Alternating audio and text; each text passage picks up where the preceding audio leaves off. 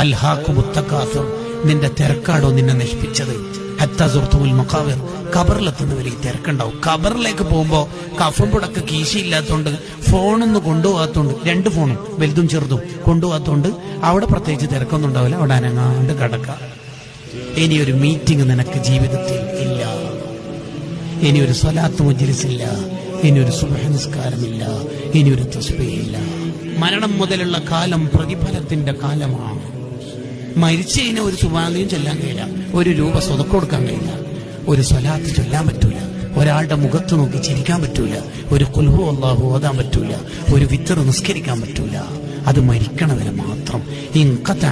Stop. നീ തിരക്കഭിനയിക്കരുത്. സ്വലാത്തിന് വരുന്നില്ലേ, ചെറിയൊരു തിരക്ക്.